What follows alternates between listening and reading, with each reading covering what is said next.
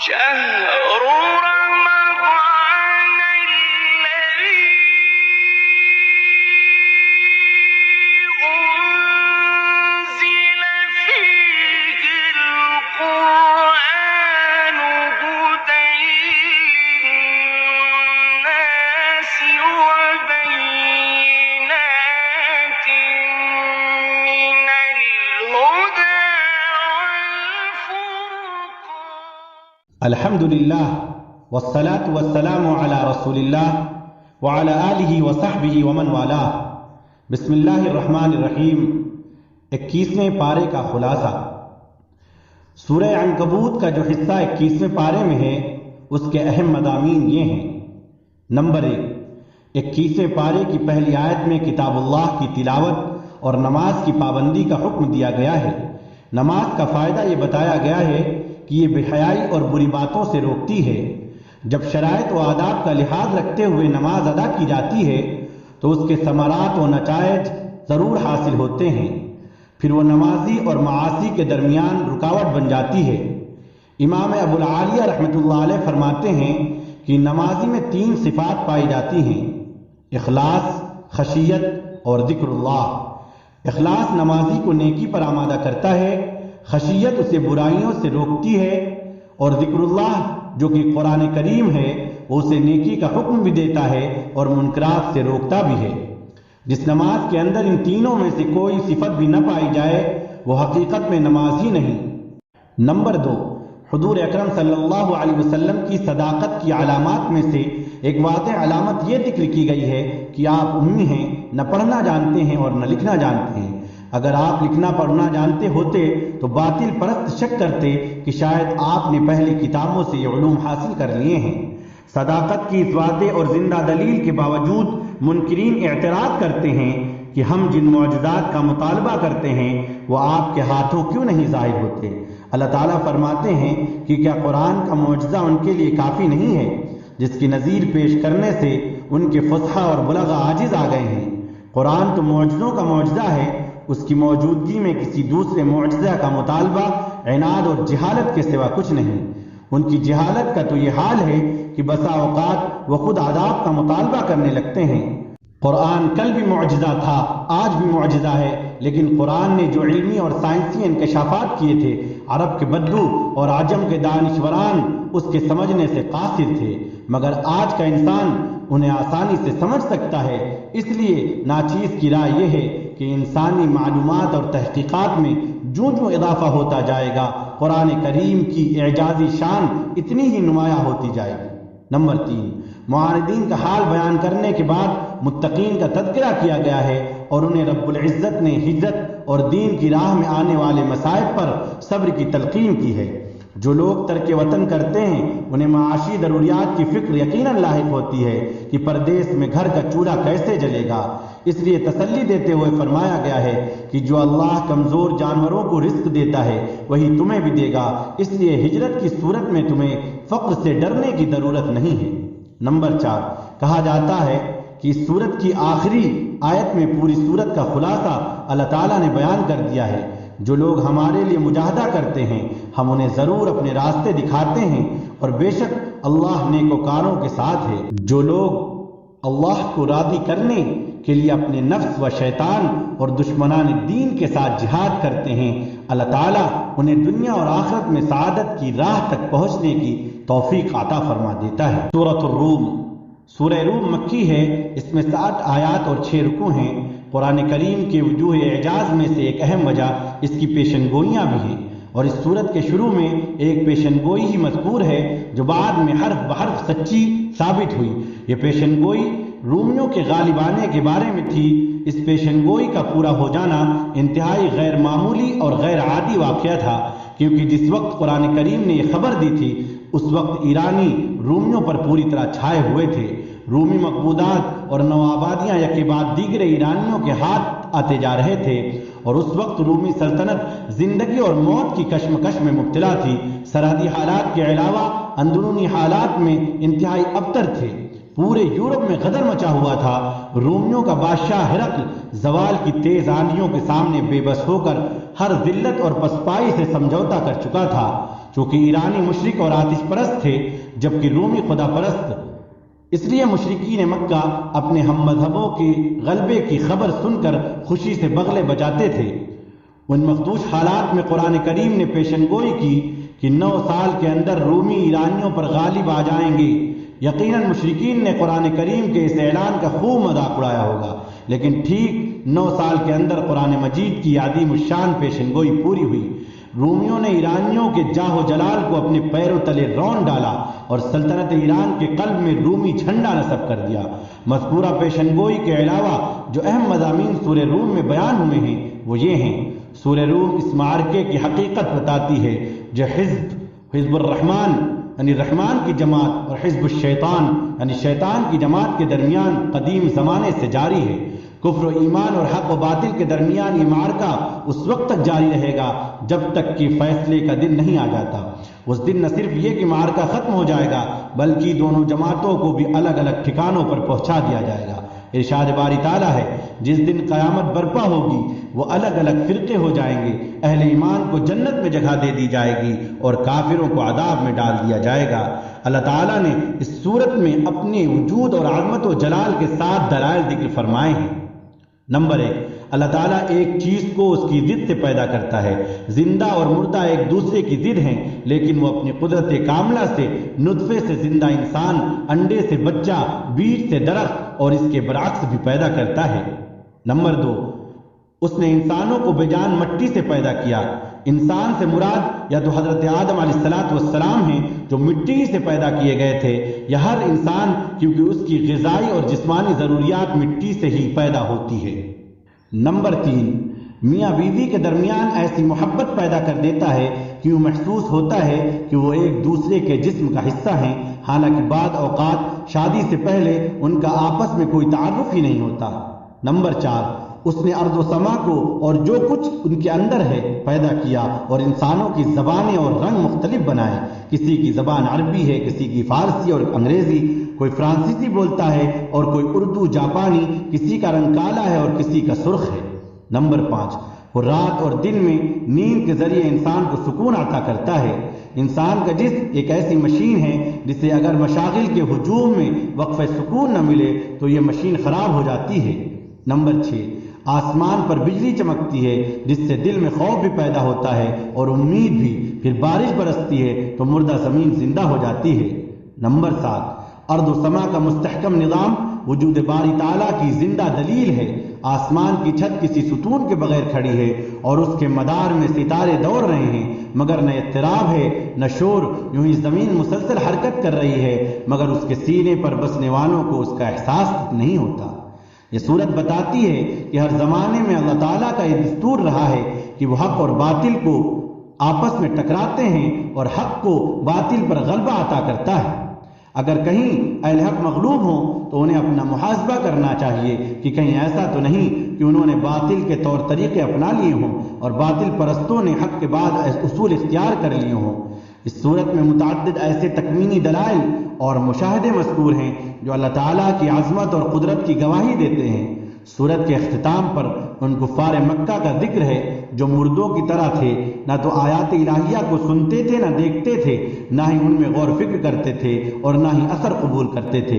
ارشاد ہوتا ہے، اور ہم نے لوگوں کو سمجھانے کے لیے اس قرآن میں ہر طرح کی مثال بیان کر دی ہے، اور اگر تم ان کے سامنے کوئی نشانی پیش کرو تو یہ کافر کہہ دیں گے کہ تم جھوٹے ہو۔ سورہ لقمان مکی ہے، اس میں 34 آیات اور 4 رکوع ہیں۔ اس سورت کی ابتدا نبی کریم صلی اللہ علیہ وسلم کے دائمی معجزہ یعنی قرآن کی عظمت کے بیان سے ہوئی ہے، جو کہ ہدایت کا ربانی دستور ہے۔ اس کے بارے میں انسان 2 فریقوں میں تقسیم ہو گئے۔ ایک فریق مومنین کا ہے جو اس صحیفہ ہدایت کی ہر بات کی تصدیق کرتے ہیں، دوسرا فریق کافروں کا ہے جو اس کی آیات سن کر بربنائے تکبر منہ موڑ لیتے ہیں، گویا کہ انہوں نے کچھ سنا ہی نہیں۔ اس کے بعد باری تعالیٰ نے اپنی قدرت اور وحدانیت کے 4 دلائل ذکر فرمائے ہیں۔ پہلی دلیل یہ کہ اس نے آسمانوں کو بغیر ستون کے پیدا کیا ہے، حالانکہ ان میں روشن ستارے بھی ہیں، شمس و قمر بھی ہیں، سیارے اور کہکشائیں بھی ہیں۔ فلکیات کی دنیا اتنی وسیع ہے کہ یہ زمین جیسی جس پر ہم رہ رہے ہیں اس پر زندگی بسر کر رہے ہیں، اس کی حیثیت اس کے مقابلے میں وہی ہے جو ایک ذرے کی پوری کائنات کے مقابلے میں حیثیت ہے۔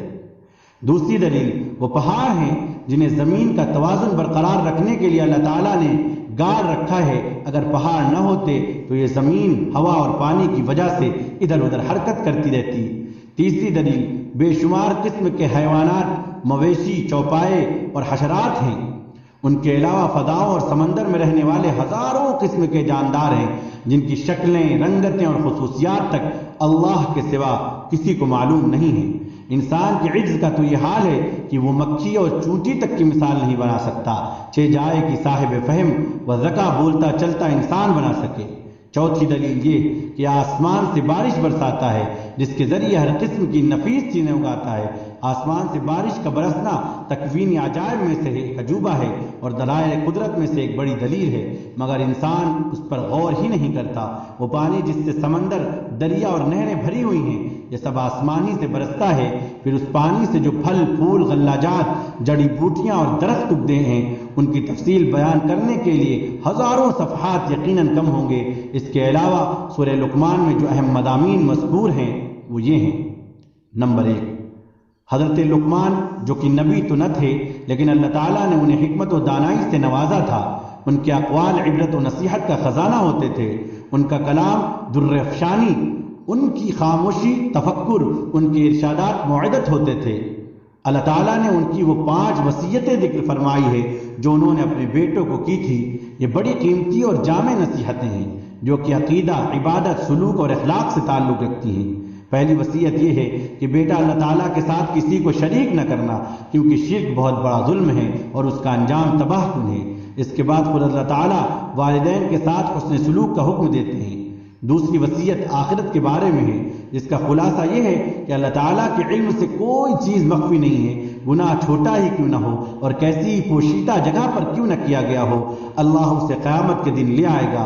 تیسری وصیت اللہ تعالیٰ کی طرف توجہ کے بارے میں ہے۔ اللہ تعالیٰ کی طرف توجہ کی کئی صورتیں بیان فرمائی ہے، یعنی نماز کامل طریقے سے ادا کرو، لوگوں کو ہر خیر کی دعوت دو اور ہر شر سے منع کرو اور مصائب و ابتلا پر صبر کرو۔ چوتھی وصیت میں اپنے بیٹے کو تکبر اور فخر سے منع فرمایا ہے۔ پانچویں وصیت میں اپنے بیٹے کو اخلاق کریمہ کی طرف متوجہ کیا ہے، یعنی چال میں میانہ روی اختیار کرو اور بولتے وقت اپنی آواز کو نیچی رکھو۔ اس کے علاوہ مشرکین کی تردید ہے کہ وہ توحید کے دلائل کا مشاہدہ کرنے کے باوجود شرک پر اصرار کرتے ہیں، حالانکہ اگر خود ان سے سوال کیا جائے کہ آسمانوں اور زمینوں کو کس نے پیدا کیا ہے تو وہ بھی اللہ کے خالق ہونے کا اقرار کرتے ہیں۔ اس سورت کے اختتام پر بتایا گیا ہے کہ 5 چیزوں کا علم صرف اللہ کے پاس ہے۔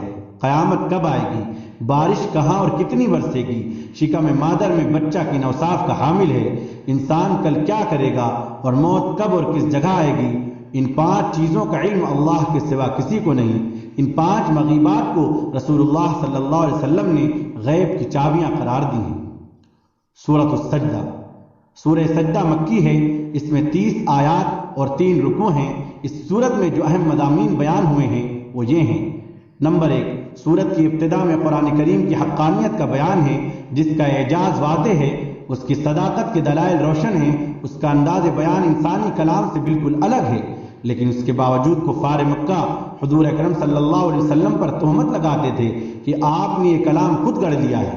نمبر 2، یہ سورت اللہ کی وحدانیت اور اس کی قدرت کے دلائل بیان کرتی ہے، یعنی آسمان اور زمین کو اسی نے پیدا کیا ہے، ہر کام کی تدبیر وہی کرتا ہے۔ پانی کے ایک حقیر قطرے سے انسان کو اس نے تخلیق کیا، شاید انسان اپنی تخلیق کے مراحل کے بارے میں غور فکر ہی نہیں کرتا۔ اس نے کیسے مٹی سے پانی، نطفے سے لوتھڑا اور لوتھڑے سے بوٹی، بوٹی سے ہڈی تک مراحل طے کیے، پھر کیسے انتہائی پرکشش صورت اور متناسب قد و قامت والا انسان بن گیا۔ نمبر 3، یہ صورت مجرموں اور مومنوں دونوں کا حال بتاتی ہے کہ مجرم قیامت کے دن سر جھکائے کھڑے ہوں گے، ان پر ذلت چھائی ہوئی ہوگی، وہ آرزو کریں گے کہ کاش ہمیں دنیا میں لوٹا دیا جائے تو ہم نیک اعمال کریں۔ دوسری طرف مومنین کے بارے میں بتلایا گیا ہے کہ وہ دنیا میں اللہ کے سامنے جھکتے رہے ہیں، راتوں کو ان کے پہلو بستر سے جدا رہتے ہیں، وہ اللہ کے عذاب سے ڈرتے بھی ہیں اور اس کی رحمت کی امید بھی رکھتے ہیں، علاوہ ازیں اللہ کے دیے ہوئے اموال کو اللہ تعالیٰ کی رضا کے لیے خرچ کرتے ہیں۔ ان کے بارے میں فرمایا گیا کوئی متنفس نہیں جانتا کہ ان کے لیے آخرت میں آنکھوں کی کیسی ٹھنڈک چھپا کر رکھی گئی ہے۔ یہ ان اعمال کا صلہ ہے جو کرتے تھے، انہوں نے ریا اور دکھاوے کے بغیر چھپ چھپ کر اعمال کیے تھے۔ اللہ تعالیٰ نے ان کے لیے ایسی نعمتیں چھپا رکھی ہیں جو کسی کے حاشیے خیال میں بھی کبھی نہیں آئی۔ ویسے بھی جنت کی نعمتوں کی صحیح حقیقت کسی کی سمجھ میں آ ہی نہیں سکتی۔ دنیا کی نعمتیں آخرت کی نعمتوں کے ساتھ صرف لفظوں میں مشترک ہیں، حقیقت کے اعتبار سے ان کے درمیان زمین آسمان سے بھی کہیں زیادہ فرق ہے۔ سورت کے اختتام پر حضرت موسیٰ علیہ السلام کو تورات دیا جانے کا ذکر ہے، جو کہ اس بات پر تنبیہ ہے کہ حضرت محمد صلی اللہ علیہ وسلم اور حضرت موسیٰ علیہ السلام کی رسالت میں مشابہت پائی جاتی ہے۔ سورۃ الاحزاب، سورہ احزاب مدنی ہے، اس میں 73 آیات اور 9 رکوع ہیں۔ اس سورت میں 3 موضوعات سے بحث کی گئی ہے، یعنی اجتماعی آداب، تشریعی احکام اور بعض غزوات کا بیان، مثلا غزوہ احزاب، غزوہ بنی قریظہ اور ان دونوں غزوات میں منافقین کی حالت اور کردار۔ اس سورت کے اہم مضامین یہ ہیں۔ پہلی 2 آیتوں میں اپنے نبی کے واسطے سے نبی کی امت کو ایسے 4 امور کا حکم دیا گیا ہے کہ جو حقیقت میں فلاح و سعادت کے عناصر ہیں۔ پہلا یہ کہ اللہ سے ڈرتے رہیں، دوسرا یہ کہ کافروں اور منافقوں کی آراء کی اتباع نہ کریں، تیسرا یہ کہ وحی الہی کی اتباع کرتے رہیں، چوتھا یہ کہ اللہ پر اعتماد اور بھروسہ کریں۔ یہاں یہ نقطہ ملحوظ رہے کہ اللہ تعالیٰ نے پورے قرآن میں کہیں بھی ہمارے آقا صلی اللہ علیہ وسلم کو محمد کہہ کر نہیں پکارا، یہاں بھی یا ایھا النبی کہہ کر خطاب کیا گیا ہے، جبکہ دوسرے انبیاء کو یا آدم، یا نوح، یا موسیٰ، یا عیسیٰ، یا زکریا کہہ کر خطاب کیا گیا ہے۔ زمانے جاہلیت کے بعد معتقدات اور عادات کی تردید کی گئی ہے۔ ان کا یہ خیال تھا کہ بعض لوگوں کے سینوں میں 2 دل ہوتے ہیں۔ اس خیال کی رد میں فرمایا گیا کہ اللہ تعالیٰ نے کسی آدمی کے پہلو میں 2 دل نہیں بنائے، دل تو بس ایک ہی ہوتا ہے، یا اس میں ایمان ہوگا یا کفر ہوگا، ایک ہی دل میں کفر اور ایمان دونوں جمع نہیں ہو سکتے۔ اس سے ان منافقین کی بھی تردید ہو گئی جنہوں نے کفر اور ایمان کے درمیان ایک تیسرا درجہ نفاق کا بھی تجویز کر رکھا تھا۔ نمبر 2، جاہلی ظہار یہ تھا کہ اگر کوئی شخص اپنی بیوی کو انت علی کظہر امی کہہ دے، یعنی تم میرے اوپر ایسی ہو جیسے میری ماں کی پشت، تو ایسا کہہ دینے سے بیوی ہمیشہ کے لیے اس پر حرام ہو جاتی تھی، لیکن قرآن نے بتایا کہ کفارہ دے دینے سے بیوی حلال ہو جائے گی۔ نمبر 3، اسلام سے قبل منہ بولے بیٹے کا حکم حقیقی بیٹے جیسا ہوا کرتا تھا، قرآن نے اس غلط تصور کی تردید کی۔ نمبر 4، جب منہ بولے بیٹے کے تصور کی تردید ہو گئی اور بتایا گیا کہ حضور اکرم صلی اللہ علیہ وسلم حضرت زید بن حارثہ رضی اللہ تعالیٰ عنہ کے حقیقی والد کا حکم نہیں رکھتے ہیں، تو پھر یہ اعلان کیا گیا کہ آپ کی ابوت ساری امت کے لیے عام ہے اور آپ کی ازواج مطہرات ساری امت کی روحانی مائیں ہیں، ان کا ادب و احترام واجب ہے، ان کے ساتھ نکاح کرنا حرام ہے۔ نمبر 5، اس کے بعد 19 آیات میں غزوہ احزاب اور غزوہ بنی قریظہ کی تفصیل ہے۔ غزوہ احزاب شوال 5 ہجری میں ہوا، جب مشرکین کے 10 یا 15 ہزار جنگجوؤں نے مدینہ کا محاصرہ کر لیا۔ یہ جنگجو مختلف قبائل سے تعلق رکھتے تھے، یہود بنی نضیر و بنی قریظہ جن کے ساتھ مسلمانوں کا صلح اور ایک دوسرے کے دشمن کے ساتھ تعاون نہ کرنے کا معاہدہ تھا، انہوں نے اس معاہدے کی کھلم کھلا خلاف ورزی کی اور ابو سفیان کے ساتھ تعاون کیا۔ مسلمان صرف 3000 تھے۔ حضرت سلمان فارسی رضی اللہ تعالیٰ عنہ کی رائے پر عمل کرتے ہوئے مدینہ کے شمال مغرب میں جہاں سے دشمن کے حملہ آور ہونے کا خطرہ تھا، خندق کھود دی گئی۔ اسی لیے اس غزوے کو غزوہ خندق بھی کہا جاتا ہے، اور احزاب اس لیے کہتے ہیں کیونکہ جس لشکر نے مدینہ پر چڑھائی کی تھی اس میں مختلف جماعتیں اور قبائل شریک تھے۔ ان جنگجوؤں نے تقریباً 1 ماہ تک مدینے کا محاصرہ کیے رکھا۔ پھر نعیم بن مسعود غطفانی کی کوششوں سے یہود اور قریشی اور غطفانی لشکر کے درمیان پھوٹ پڑ گئی۔ اللہ کی طرف سے انہی دنوں طوفانی آندھی آ گئی جس کی زد میں آ کر ان کے خیمے اکھڑ گئے، جانور بدک گئے اور ان کے عزائم پست ہو گئے۔ پھر قریش اور غطفان اور دوسرے قبائل اپنے مذموم مقاصد کی تکمیل کے بغیر راہ فرار اختیار کر گئے۔ ابو سفیان اور اس کے حمایتیوں کے چلے جانے کے بعد مسلمانوں نے بنی قریظہ کا محاصرہ کر لیا اور انہوں نے ان کی عہد شکنی کی عبرتناک سزا دی۔ اللہ تعالیٰ نے مذکورہ آیات میں ان دونوں غزوات کا حال اور منظر بیان کیا ہے اور مسلمانوں کو بشارت سنائی ہے کہ عنقریب انہیں مزید فتوحات حاصل ہوں گی۔ چنانچہ مسلمانوں نے نہ صرف فارس اور روم بلکہ 20 ملک اور سینکڑوں شہر فتح کیے۔ یوں رب تعالیٰ کی یہ پیشن گوئی پوری ہو کر رہے گی کہ میں نے اپنے آخری رسول کو اس لیے بھیجا ہے کہ دین اسلام کو تمام ادیان پر غالب کر دوں۔ یہ غلبہ یقینی ہے اور کسی صاحب ایمان کو اس میں شک نہیں ہونا چاہیے۔ بظاہر حالات مخالف ہیں، لیکن جب اس پیشن گوئی کا پورا ہونے کا وقت آئے گا حالات بھی موافق ہو جائیں گے اور وہ افراد بھی مہیا ہو جائیں گے جو اپنے اخلاق و اعمال کے اعتبار سے پہلی صدی کی مسلمانوں کی یاد تازہ کریں گے۔